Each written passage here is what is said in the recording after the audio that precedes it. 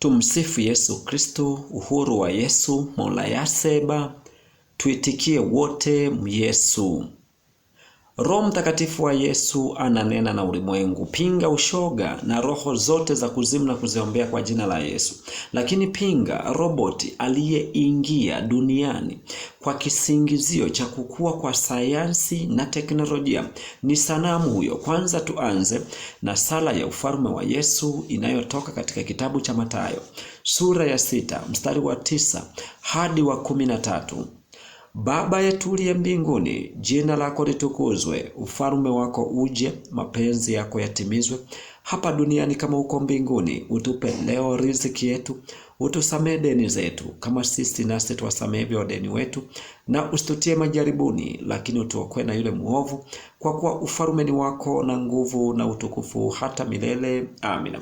Kama kujiunga na chaneli hii ya ufalme wa Yesu ni leo, ni vyema sana kufuatilia vipindi vya nyuma, utabarikiwa sana. Leo tutajifunza siri mbili za Yesu zinazotoka katika kitabu cha Wakorinto wa kwanza sura ya 12. Tutaanza na siri ya kwanza, karama za Roho wa Yesu. Wakorinto wa kwanza sura ya 12 mstari wa kwanza hadi wa 11 inasema, basi ndugu zangu, kwa habari ya karama za Roho sitaki mkose kufahamu. Mwajua ya kuwa mlipokuwa watu wa mataifa, mlichukuliwa kufuata sanamu zisizonena kama mlivyoongozwa. Kwa hiyo na waarifu ya kwamba hakuna mtu anenaye katika Roho wa Mungu kusema Yesu amelaaniwa, wala hawezi mtu kusema Yesu ni Bwana, isipokuwa katika Roho Mtakatifu. Basi pana tofauti za karama, bali Roho ni yeye yule. Tena pana tofauti za huduma, na Bwana ni yeye yule. Kisha pana tofauti za kutenda kazi, bali Mungu ni yeye yule azitendaye kazi zote katika wote. Lakini kila mmoja hupewa ufunuo wa Roho kwa kufaidiana. Maana mtu mmoja kwa Roho apewa neno la hekima, na mwingine neno la maarifa, apendavyo Roho yeye yule. Mwingine imani katika Roho yeye yule, na mwingine karama za kuponya katika Roho yule mmoja, na mwingine matendo ya miujiza, na mwingine unabii, na mwingine kupambanua roho, mwingine aina za lugha, na mwingine tafasiri za lugha. Lakini kazi hizi zote huzitenda Roho huyo mmoja yeye yule, akimgawia kila mtu peke yake kama apendavyo yeye. Nini cha kujifunza hapa? Karama za Roho zimegawanyika na zipo kwa ajili ya kujenga mwili wa Yesu Kristo. Kwanza tufahamu karama ni nini. Karama ni nini? Karama ni kipawa au uweza wa kufanya kazi ya Mungu katika ulimwengu wa roho na baadaye kwa mwili kuonekana. Mfano, hayupo mtu mwenye Roho wa Mungu anenaye Yesu amelaaniwa. Hayupo. Ukiona mtu anasema hivyo, ujue ni shetani ndani ya mtu. Lakini pia hayupo mtu awezaye kusema Yesu ni Bwana pasipo Roho wa Mungu au karama ya Mungu ya kutambua. Kwa hiyo Roho wa Mungu ni mmoja, lakini anashirika katika kazi za Mungu kwa kadri ya kila mmoja. Mfano, kunena kwa lugha ni Roho moja huyo huyo, lakini kuponya wagonjwa ni Roho huyo huyo mmoja. Lakini kutenda miujiza ni Roho huyo huyo mmoja. Kuona maono na kufunua siri za Mungu, Roho huyo huyo mmoja wa Mungu. Kuwa na imani katika Yesu ni Roho huyo huyo mmoja ambaye anafanya kazi kwa watu na kadhalika. Kazi zote hizi huzifanya Roho wa Mungu huyo huyo mmoja, na huyo Roho wa Mungu ni Yesu Kristo. Unaona? Kwa hiyo matokeo ya watu wenye karama kutokuwa na upendo, wenye karama mbalimbali, ukikuta watu wanakosoana na kuona huyu hafai, huyu anajiona nafaa, ujue ni shetani ndani ya watu. Kwa hiyo matengano ya watu wenye karama wa Roho Mtakatifu mwisho wake ni kwenda jehanamu, kwa sababu Roho wa Mungu ni mmoja na amemgawia kila mmoja kwa nafasi yake. Lengo ni kufanya mwili wa Yesu Kristo ukamilike na kuwa kitu kimoja. Siri ya pili, mwili mmoja lakini una viungo vingi. Wakorintho 12 mstari wa 12 hadi 31 inasema, maana kama vile mwili ni mmoja nao una viungo vingi, na viungo vyote vya mwili ule navyo ni vingi, ni mwili mmoja, vivyo hivyo na Kristo.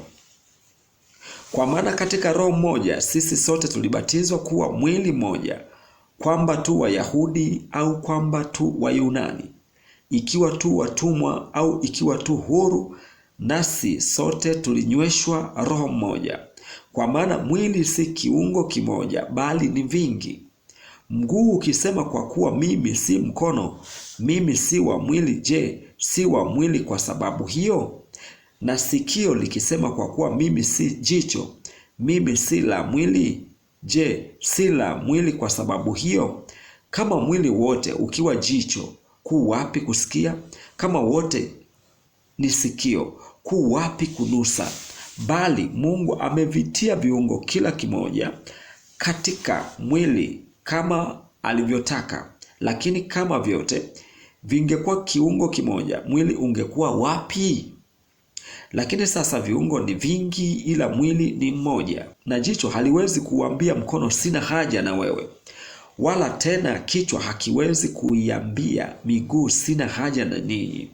Bali zaidi sana vile viungo vya mwili vizaniwavyo kuwa vinyonge zaidi vyahitajika zaidi, na vile viungo vya mwili vizaniwavyo kuwa havina heshima, viungo vile twavipa heshima zaidi, na viungo vyetu visivyo na uzuri vina uzuri zaidi sana. Kwa maana viungo vyetu vilivyo na uzuri havina uhitaji, bali Mungu ameungamanisha mwili na kukipa heshima zaidi kile kiungo kilichopungukiwa, ili kisiwe na faraka katika mwili, bali viungo vitukuzane kila kiungo na mwenziwe. Na kiungo kimoja kikiumia, viungo vyote huumia nacho, na kiungo kimoja kikitukuzwa, viungo vyote hufurahi pamoja nacho. Basi ninyi mmekuwa mwili wa Kristo, na viungo kila kimoja peke yake. Na Mungu ameweka wengine katika kanisa, wa kwanza mitume, wa pili manabii, wa tatu walimu, kisha miujiza, kisha karama za kuponya wagonjwa, na masaidiano, na maongozi, na aina za lugha. Je, wote ni mitume? Wote ni manabii? Wote ni walimu? Wote wanatenda miujiza? Wote wana karama za kuponya wagonjwa? Wote wananena kwa lugha? Wote wafasiri? Takeni sana karama zilizo kuu. Hata hivyo na waonyesha njia iliyo bora. Nini anatufundisha Paulo kupitia mfano wa mwili, ili kutufanya sisi tuwe wamoja katika Kristo, wale tuliobatizwa kwa jina la Yesu Kristo na ubatizo wa Yesu Kristo? Cha kwanza kabisa, hakuna mwili bila viungo. Manake sisi hatuwezi kuwa mwili wa Yesu Kristo pasipokuwa na karama hizi. Lakini pia ukitaka kujua umuhimu wa viungo, jicho haliwezi kuitwa mwili na mguu hauwezi kuitwa mwili. Viungo vya mwili vinategemeana, na kiungo kimoja kikiumia, vyote vinaumia pia, na kiungo kimoja kikitukuzwa, mwili wote unafurahia. Unaona? Ndicho tunachoshauriwa kupitia kitabu hiki, kukuwa na upendo na umoja katika Kristo, ili tupate kujenga mwili wa Kristo na utukuzwe. Hivyo ukiona watu wenye karama mbalimbali wanapondana na kutukanana na kusimangana, huyo sio Kristo, bali ni shetani ndani ya Ukristo. Kwa hiyo sisi wa Kristo tunatakiwa tuwe wamoja katika Kristo na tukiombeana, maana sisi wote tumebatizwa kwa Roho mmoja, na Roho huyo ni wa Mungu. Asanteni kwa kunisikiliza. Mungu ibariki Tanzania, Mungu ibariki Afrika, Mungu ibariki dunia yote na mataifa yote duniani. Amina.